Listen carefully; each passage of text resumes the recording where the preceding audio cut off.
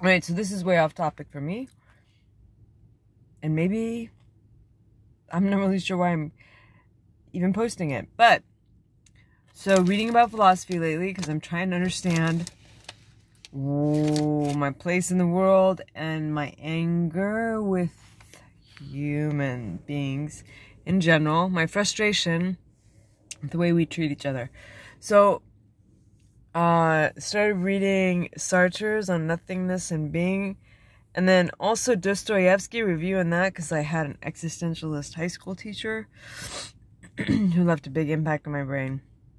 And so Dostoevsky is all about, unlike the kind of hedonism philosophy we live with now,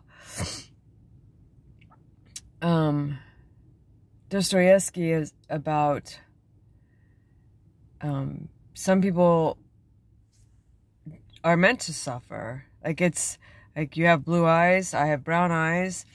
You always are happy with the way things are. I'm mostly happy with the way things are, and I always want things to change. Like, I get to a place, change is achieved, and then I see another change. But our society is all about, especially with social media, and probably before that, I mean, certainly like the 50s housewife phenomena, right? Or the 50s marriage phenomena. We're all supposed to be happy and living our best lives. And if you're not living your best life, then there's something wrong with you. Let's all fit into this one-size-fits-all personality and goal of existence framework, which is really nuts. So, got some relief because the argument with Dostoevsky is that, if I understand it correctly, not a philosophy major, took one philosophy class so long ago, and then have just read it on my own and listened to a philosophy podcast, so totally take this with a grain of salt. But my understanding is,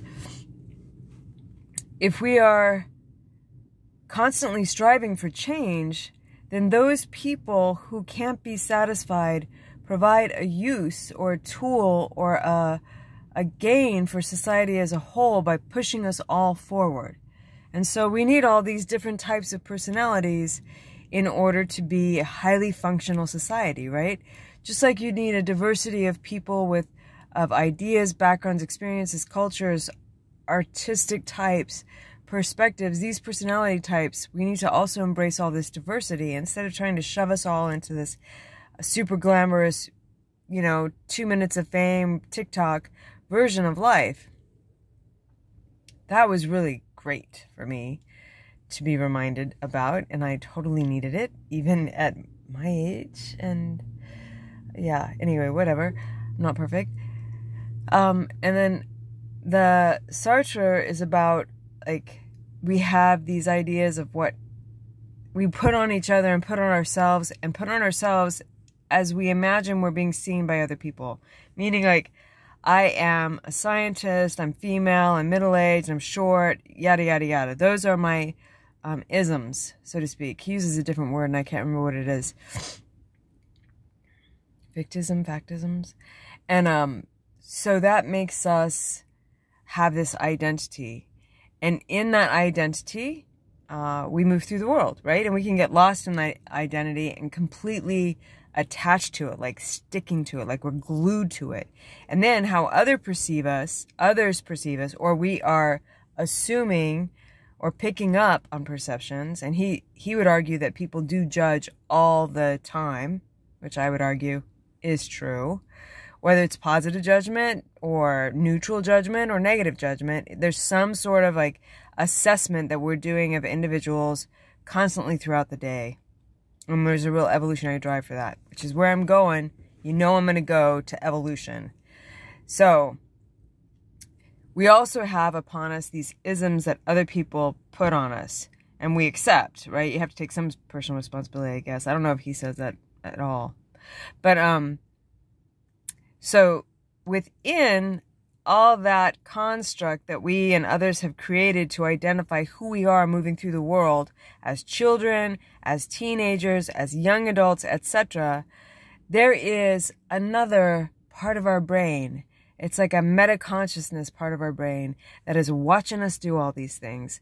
And for me at least, that meta-consciousness part of my brain was really operating from about like 10 to 36, where there was a lot more clarity. And then I got so tied up in being successful and getting out of like poverty and feeling stable and having a home and all these kinds of things.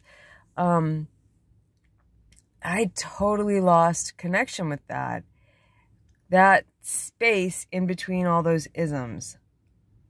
I can't put it as beautifully as he does.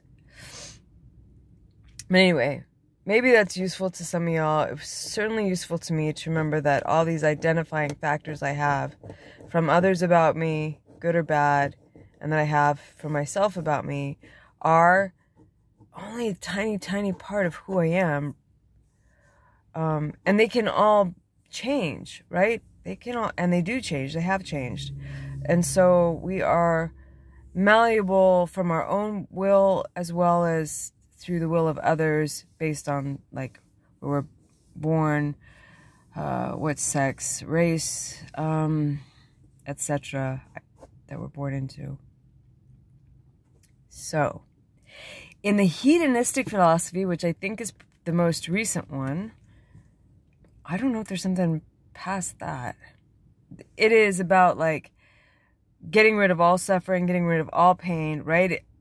Okay, I totally don't understand this philosophy at all, so I'm probably screwing this up.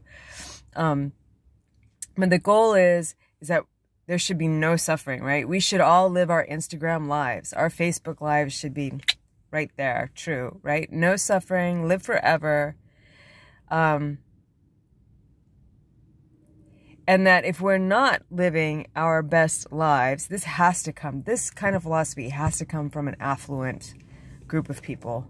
It can't come from anybody who's ever suffered.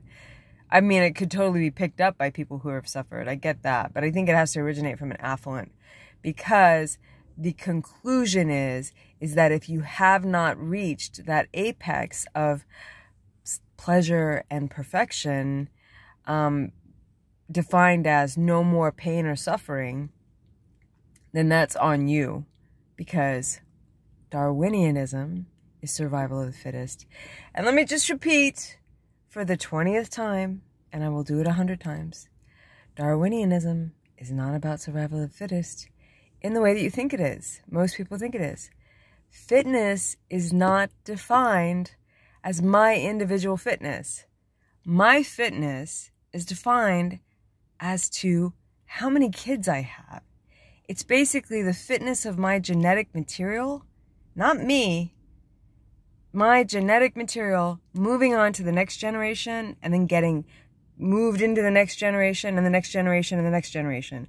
So really, you could almost think about it, and there's a book, Selfish Gene by Dawkins, where it's really the genetics have like, we're robots, and the genes have taken us over, and basically they want to get into the next generation, and so they make us do a whole bunch of wacky shit like that cricket I just posted where the fungus controls its brain. They make us do all this wacky stuff that ends up with us procreating so that we have children, because the more children we have, then that is our fitness. So if I have 0 children, my fitness is 0. If I have 1 child and that child survives to have another child, then it's a fitness of 1, 2, etc., etc., etc. So you don't have to be exceptional. All you have to do is make it survive long enough to reproduce. 1 time or a bunch of times. That's all you have to do to be the fittest in Darwinian selection. That is not spectacular. There's nothing special about getting to puberty and then making some babies. I mean, it's special in the sense that you've brought another life into the world, right? But it's not special in the sense that you are now superhuman and should be worshipped kind of thing, right?